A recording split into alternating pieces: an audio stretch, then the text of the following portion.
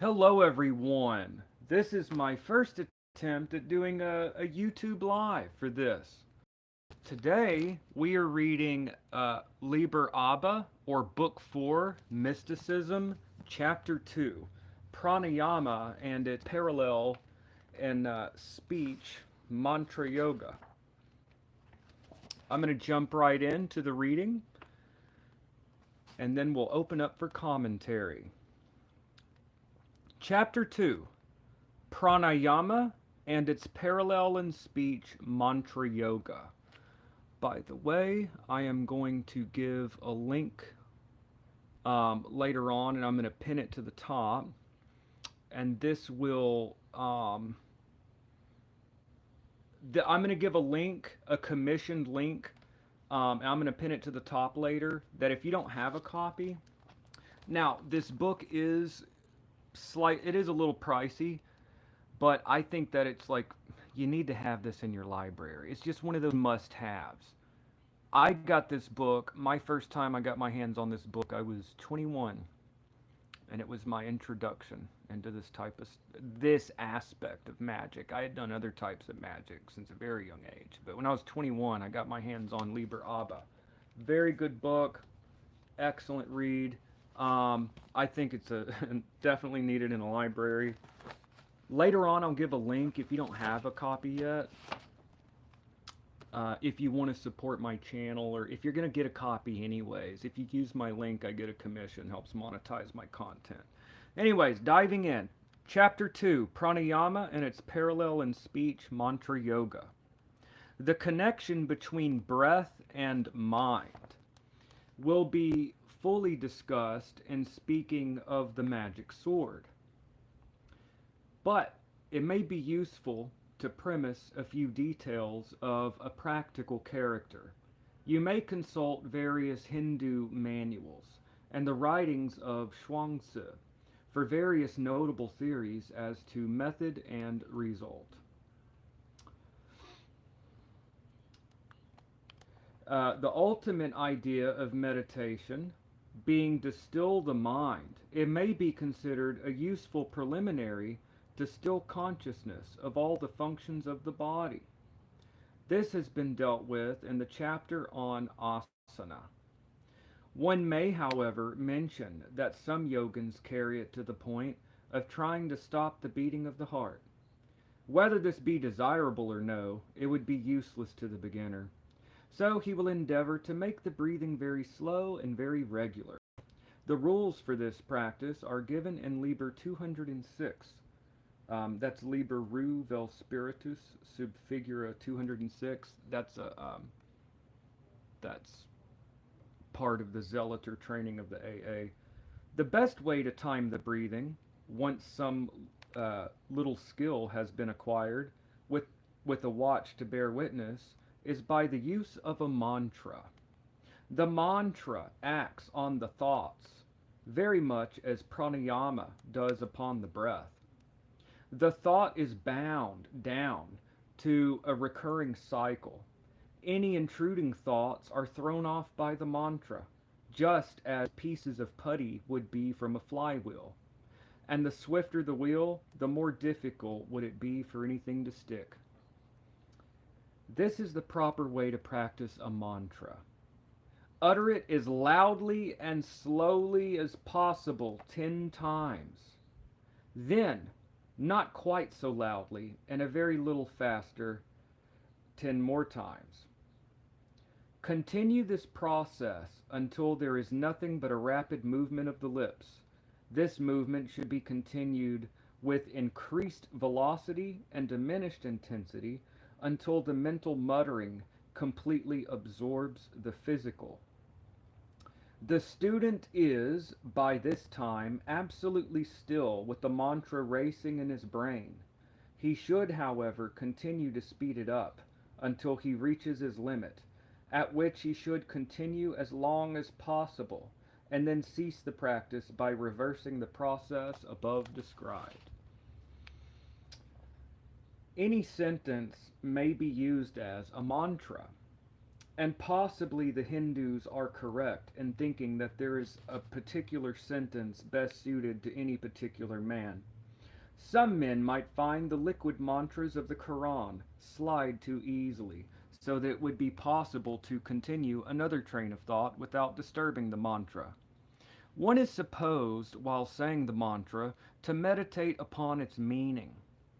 This suggests that the student might construct for himself a mantra which should represent the universe in sound, as the panticle should do in form.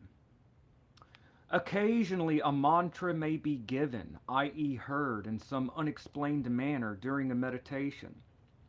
One man, for example, used the words, quote, and strive to see in everything the will of God, unquote.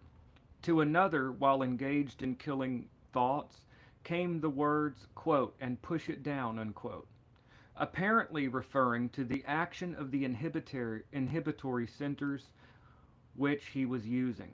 By keeping on with this, he got his result. The ideal mantra should be rhythmical. One might even say musical. But there should be sufficient emphasis on some syllable to assist the faculty of attention. The best mantras are of medium length, so far as the beginner is concerned. If the mantra is too long, one is apt to forget it, unless one practices very hard for a great length of time.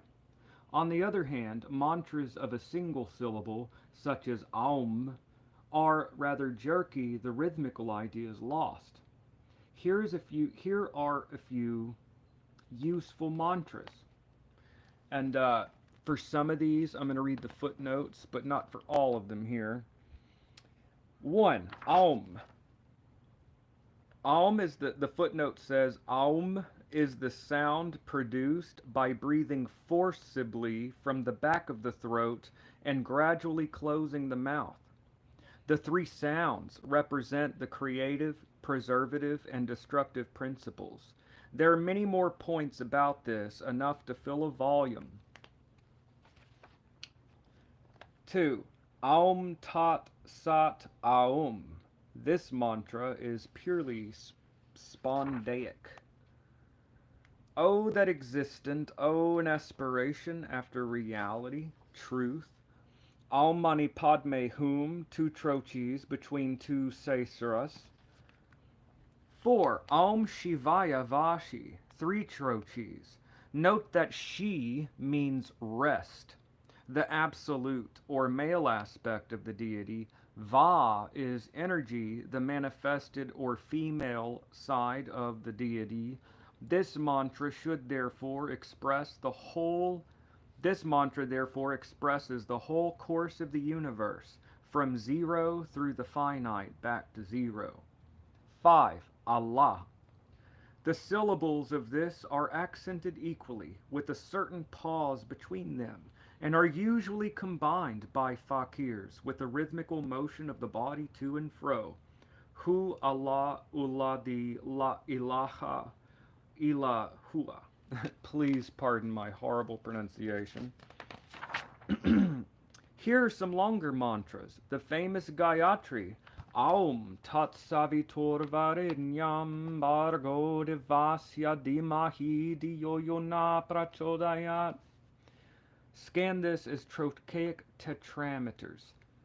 I'm going to insert quick commentary here in the AA system as it describes in Liber Aleph. I'm not going to speak for any order, of course, but at least I'm an aspirant in the mantra Gayatri we use to connect with the lunar sphere daily. It's treated almost like a lunar resh for me. Gayatri is done that way. And there's some people that disagree with that's a whole can of worms. Anyways, back to the text. 8. Kul hu Allahu Ahad Allahu Samad Lam Yalid Walam Yulad Walam Yakun Lahu Kufuan Ahad. Again, pardon my pronunciation. 9. This mantra is the holiest of all that are or can be. It is from the Stele of Revealing. Akadua tufurbiu bia achefu dudu nerafa nutevru. I'm going to read the footnote for that. Unity. That means unity uttermost showed. I adore the might of thy breath. Supreme and terrible God, who makest the gods and death to tremble before thee. I adore thee. Such are enough for selection. There are many other mantras. Sri Sabapati Swami gives a particular one for each of the chakras. But let the student select one mantra and master it thoroughly. You have not even begun to master a mantra until it continues unbroken through sleep. This is much easier than it sounds. Some schools advocate, okay, Crowley, some schools, it does not sound easy, but that's the extremist aspect coming out. Okay. Some schools advocate practicing a mantra with the aid of instrumental music and dancing. Certainly very remarkable effects are obtained in the way of, quote, magic powers. Whether great spiritual results are equally common is a doubtful point. Persons wishing to study them may remember that the Sahara Desert is within 3 days of London, and no doubt the Sidi Isawa would be glad to accept pupils. This discussion of the parallel science of mantra yoga has led us far indeed from the subject of pranayama. Pranayama is notably useful in quieting the emotions and appetites, and whether by reason of the mechanical pressure which it exerts, or by the thorough combustion which it assures in the lungs, it seems to be admirable from the standpoint of health. Digestive troubles, in particular, are very easy to remove in this way. It purifies both the body and the lower functions of the mind, and should be practiced certainly never less than 1 hour daily by the serious student. 4 hours is a better period, a golden mean. 16 hours is too much for most people. And that is today's reading. And now we open up for comments if anyone wants to share any thoughts here.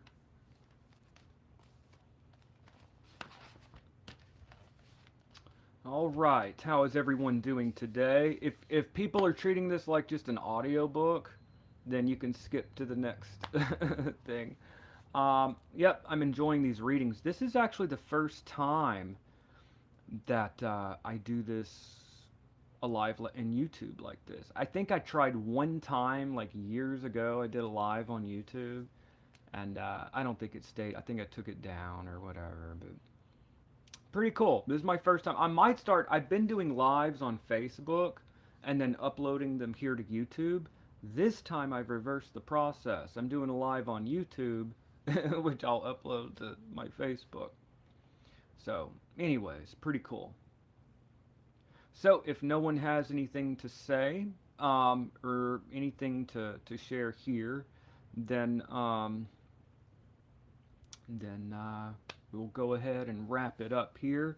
JR says, hi, just came on. Shucks, missed the reading. Yeah, sorry about that. This is the first time that I'm actually doing the live. Like I said, I did it like years ago, and then it like once. But I like this, but this is a live video. Normally I don't do them live here. I'll do more though. God Science says peace. Peace, God Science. Alright, so what do y'all think about these live readings? And I'm going to go ahead and wrap it up. Tonight, I try to not make too many plans because sometimes I'm like, yeah, I'm going to do this tonight, and then something happens, and then I'm not able to come through. Having said that, my plan, unless something happens, my plan is tonight I'm going to do a Patreon, for Patreon only, start getting into this tarot course. And that's where my focus is shifting more and more to the tarot course. Some of you, I'm very open with my viewers and I'm very honest with my viewers. I think I have a unique kind of relationship with I'm just very open and very honest. Basically, I'm a spiritual seeker, and I kind of had kind of an awakening from my angel or whatever I feel. That I was kind of instructed, like, you just need to do this full time. This needs to be 100% of your focus. All of your time needs to go to making videos. All of your time needs to go to making videos. So I had a few $1,000s saved back, and I quit my job. And now I'm trying to monetize my content. I'm kind of following my own, what I believe is my own higher holy guardian angel. My purpose is to do this daily. I want daily content. I've never pumped out so much material in my life, ever. I remember at my height when I was younger, it was like every week a video, maybe 2 videos a week. Now I'm doing them almost daily. I've got like 5 videos a week coming out every week. And yeah. So, because of that, my Patreon. Patreon, what is Patreon? It's like buying me a cup of coffee once a month. It's $10 a month. It's a subscription. And basically, I have private videos that I put there that's for Patreon only. Patreon is like OnlyFans for occultists. Nothing raunchy, y'all. Sorry to disappoint. I'm kidding. Okay. But it's like OnlyFans for occultists. Okay. It's funny. It's funny. Admit it's funny. Okay. But it's like OnlyFans for occultists, Patreon. And basically, for a $10 subscription, you get my hidden videos. After a year, because my goal is to provide universal knowledge for everyone as much as possible, after a year, these videos will go public anyways for everyone. But if you always want to see like my hidden videos, like this, if you don't want to wait a year, you support my channel, $10 a month. It's basically a cup of coffee a month, once a month. $10 isn't abundant. Once a month, like buying me a cup of coffee because appreciate my videos. And basically, that's an income. Not to shamelessly plug, but I feel like I'm following my purpose.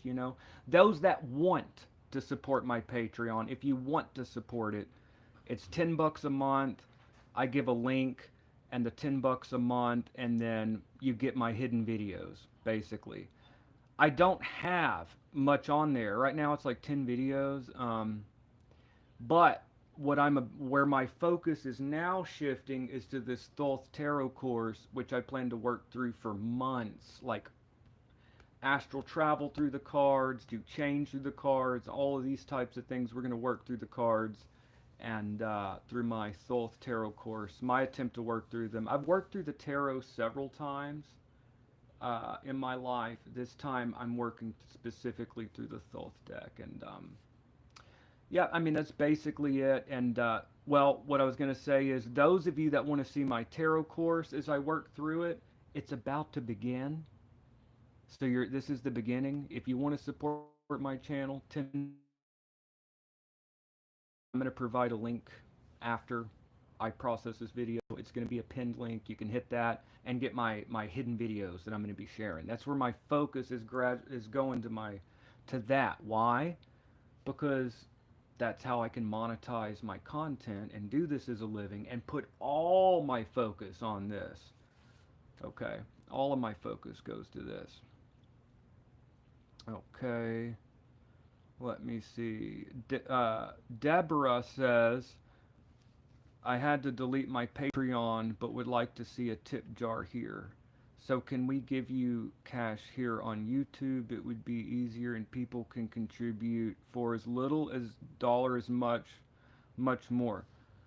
Deborah, that is a very sweet thing that you said. Well, here's the thing. I want people to not have to pay to learn. Now with Patreon, yeah, they have to wait a year. But after a year, everybody gets it, you know. Now, a tip jar, I don't know. I'm just new to all this, you know. I don't like to feel needy, but it is a service. But I don't know how I would go about that. That's interesting. That's a very sweet suggestion. I'll give it thought.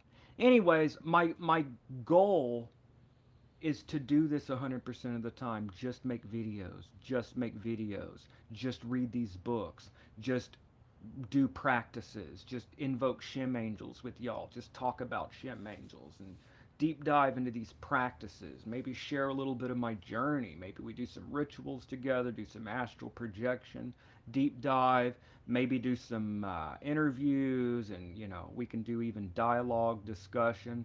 There's a ton of stuff that we can do. But anyways, not to go too far from the subject, this is Liber Abba. We just read book 1, chapter part 1, chapter 2, and I'm really enjoying these readings. And then, as long as something doesn't happen, my plan is that now I'm putting my focus. I need to get this course kicked off, get it going, and now's the time, you know. So I'm putting my focus on that. So hopefully, inshallah, I'll have something tonight for that. And thank you. So what do y'all think about these lives? I normally do lives on Facebook and then upload them here, but now I'm reversing it. I seem to get more engagement doing a YouTube live, and I'll upload to Facebook. I don't know. JR says, keep it up, Talisman. Y'all doing good. Thank you very much. Darl Luke's, hello there. Hello. Let me make sure I'm not leaving anybody behind. JR says from Canada. Hello from Texas. GR says, hey from Austria.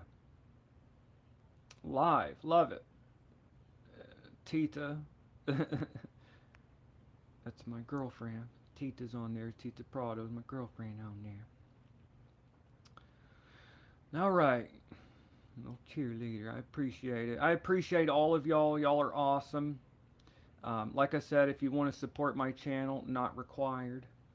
Patreon. I'm about to start my Thoth course there, which eventually, after a year, is all going to go public. And I'm going to get a link, monetized link to this. If you're going to buy a copy anyways, the commission link. But this is a very good book. And we're going to continue our readings. And I will see y'all in the next video. Have a great day, y'all. Thank you so much, y'all. All right. Bye, y'all. And now, you know, how do I end the day? How do I end it? Oh, man. Wait. There we go. Heck yeah. All right. Have a great day, y'all.